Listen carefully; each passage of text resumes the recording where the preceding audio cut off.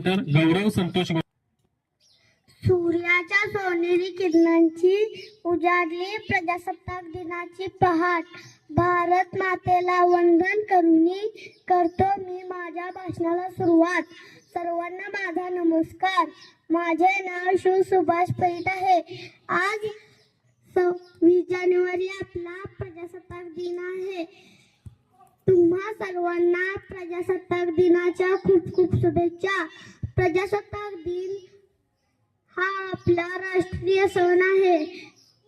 26 जानेवारी 1950 रोजी आपले संविधान लागू झाले.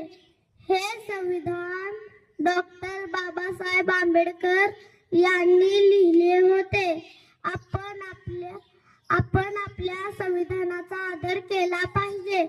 मी भारतीय असल्याचा मला अभिमान आहे. आपल्या देशासाठी बलिदान